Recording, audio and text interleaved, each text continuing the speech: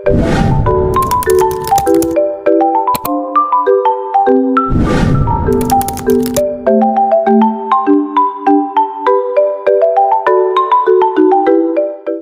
topik atau topik sentence. Jadi, topik ini terletak dalam kalimat topik. Sebuah kalimat topik atau a topic sentence biasanya terletak pada kalimat pertama dari sebuah paragraf, tetapi juga bisa terletak di dalam paragraf atau di akhir paragraf. Kalimat topik biasanya muncul sekali, tetapi juga bisa muncul dua kali, yaitu pada awal dan akhir paragraf.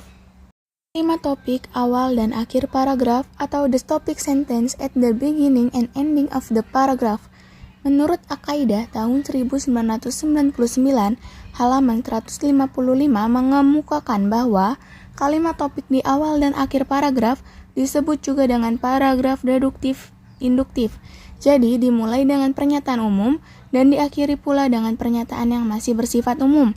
Dalam hal ini, pernyataan umum pertama merupakan kalimat utama, sedangkan pernyataan umum yang kedua merupakan ringkasan atau rangkuman dari paragraf tersebut. Penegasan kembali kalimat utama pada akhir paragraf digunakan untuk menegaskan kembali gagasan utama, sehingga informasi-informasi yang disampaikan dapat dipahami dengan baik oleh pembaca. Contoh kalimat topik di awal dan akhir paragraf. Yang pertama ada a cat is man's best friend. Also, there is a common saying a dog is man's best friend. But dogs are not the only friends whose companionship people enjoy. For many people, a cat is their best companion. Arti dari contoh tersebut adalah kucing adalah sahabat manusia.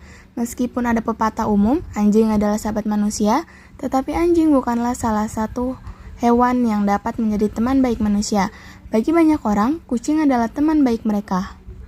Contoh kalimat topik di awal dan akhir paragraf menurut artikel Wijayanto tahun 2004, halaman 28. The building built 18 years ago is now in a state of disrepair. The front wall is peeling in several places and the back is cracked. The ceiling is no longer intact. The floor is destroyed and several windows panes are broken. Even a number of doors are rotten and eaten away by termites. The building is indeed no longer habitable. Jadi, di sini kalimat topik di awalnya, the building built 18 years ago is now in a state of disrepair, dan kalimat akhirnya, the building is indeed no longer habitable. Kalimat topik awal paragraf. The topic sentence at the beginning of the paragraph menurut Dalaman tahun 2012 halaman 66 menyatakan bahwa kalimat topik di awal paragraf yang disebut dengan paragraf deduktif ialah suatu paragraf yang kalimat topiknya terletak di awal paragraf. Jadi paragraf ini diawali dengan pernyataan yang bersifat umum dan kemudian dilengkapi dengan penjelasan khusus yang berupa contoh-contoh, rincian khusus, bukti-bukti, dan lain-lain. Contoh kalimat topik awal paragraf menurut artikel Devi dan kawan-kawan tahun 2018 halaman 5. My mother's name is Wulandari. Her face always shines like the moon. It fits her name which means shining moon. Arti dari contoh artikel di atas adalah ibuku bernama Wulandari. Mukanya selalu bersinar seperti bulan. Cocok sekali dengan namanya yang berarti bulan bersinar.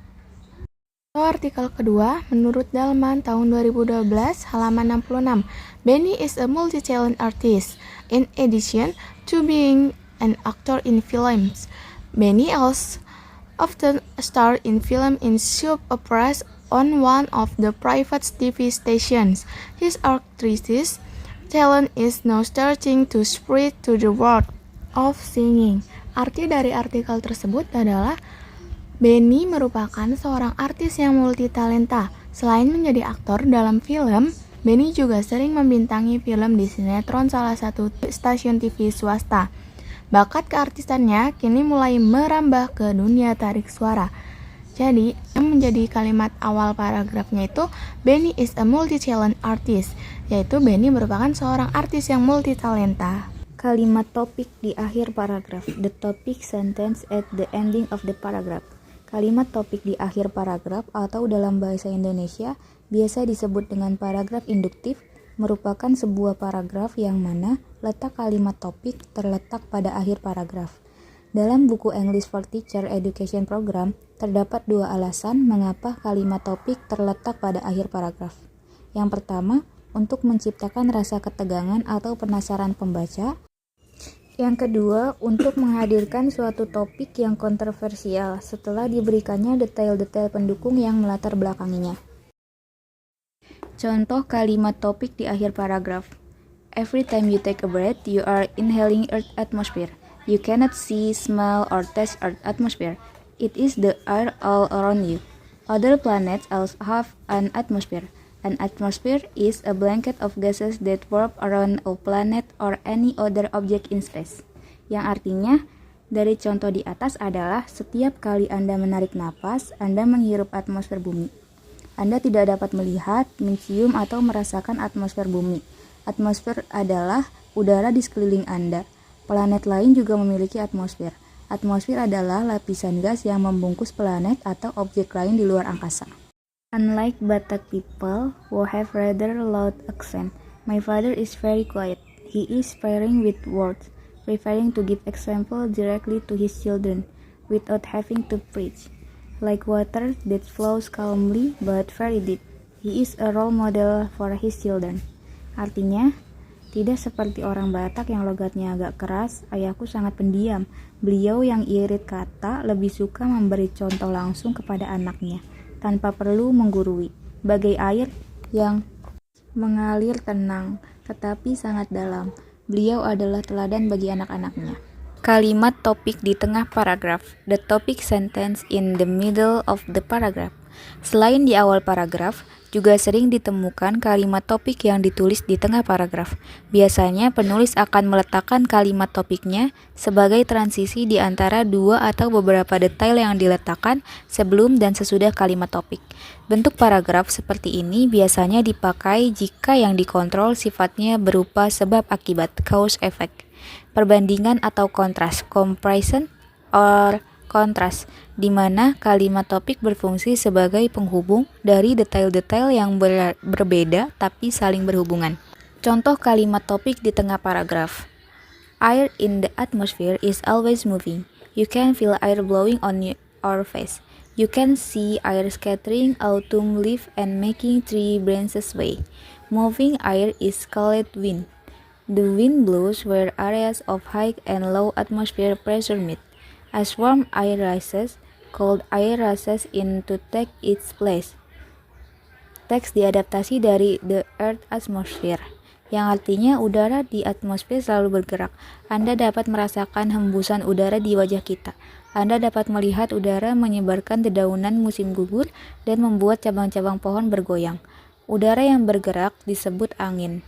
Angin bertiup di tempat pertemuan area bertekanan atmosfer tinggi dan rendah. Saat udara hangat naik, udara dingin masuk dan untuk menggantikan tempatnya. Contoh yang selanjutnya, when he goes to school, he always kisses his parent hand. When he goes to school, he always kisses his parent hands. He does not forget to ask for prayers for his success. No wonder Haris is known as a devoted child. He always listened to his parents' advice. He also liked to help everyone. Yang artinya adalah saat pergi sekolah, ia selalu mencium tangan kedua orang tuanya. Tak lupa ia meminta doa untuk keberhasilannya. Pantas saja Haris dikenal sebagai anak yang berbakti. Ia selalu mendengarkan nasihat orang tua. Ia juga suka membantu semua orang. Definisi ide pokok dan kalimat pokok. Yang pertama, ide pokok atau main ide adalah inti dari sebuah paragraf yang berisi topik atau pesan yang ingin disampaikan kepada pembaca. Yang kedua, kalimat pokok atau kalimat utama adalah kalimat yang berisi ide pokok, gagasan pokok, atau pikiran utama dari sebuah paragraf. Ciri-ciri ide pokok adalah dinyatakan secara jelas, bersifat umum, memiliki kalimat pendukung, dan tidak berbelit. Yang kedua, kalimat pokok. Kalimat utama harus berdiri sendiri. Bentuk kalimat lebih umum yang dapat diperjelas dan memuat masalah atau ide. Contoh kalimat pokok dan ide pokok. Contoh 1. Kalimat pokok. The air in Earth atmosphere would float off into space. Gravity is the force that also keeps you from floating away from Earth. Ide pokoknya, the air in Earth atmosphere. Contoh kedua, kalimat pokok.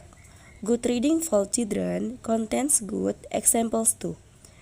This can be done by displaying cute cartoon character, dolls, clown, but containing educational element. Ide pokoknya, good reading for children. Definisi kalimat penjelas. Kalimat penjelas adalah kalimat yang memberikan penjelasan tambahan atau detail rincian dari kalimat pokok suatu paragraf. Dapat mendukung main ide dengan menunjukkan bagaimana, apa, kapan, di mana, mengapa, dan berapa banyak. Atau how, what, when, where, why, how much, or how many. Contoh kalimat penjelas. Tomorrow is holiday. Andy and his friends plan the river to go play in to look for fish. Yang kedua, Andy and his friends usually play in the river after school, but because tomorrow is a holiday, Andy and his friend can play in the river since the morning. Jenis-jenis kalimat penjelas. Terdapat dua jenis kalimat penjelas, yaitu kalimat penjelas utama atau major supporting details. Yang kedua, kalimat penjelas tambahan, minor supporting details. Example, the coronavirus, or what is known as COVID-19, is a virus that is deadly and attacks the respiratory system. 2. This virus attacks humans from various groups, from toddlers, teenagers, adults to the elderly. 3. This virus can also cause respiratory infections such as pneumonia. 4. Moreover, with its very fast spread, on March 11, 2020, WHO declared the COVID-19 virus a global pandemic. Kalimat 2 dan 3 merupakan kalimat penjelas utama, dan kalimat 4 merupakan kalimat penjelas tambahan dari kalimat utama. Dan kalimat 4 merupakan kalimat penjelas tambahan dari kalimat utama yang ditulis sebelumnya. Kalimat penjelas utama atau major supporting details adalah poin utama yang mendukung ide pokok. Sementara kalimat penjelas utama menjelaskan dan mengembangkan ide pokok. Kemudian ide pokok tersebut pada gilirannya diperluas dengan kalimat-kalimat penjelas tambahan. Tipe-tipe kalimat penjelas. Ada beberapa tipe kalimat penjelas untuk membuat paragraf menjadi padu dan mulus, di antaranya perbandingan, kontras, statistik, grafik, kutipan dari yang berwenang, mendeskripsikan yang gamblang. Terima kasih dan sekian presentasi dari kelompok kami. Kurang lebihnya mohon maaf. Assalamualaikum warahmatullahi wabarakatuh.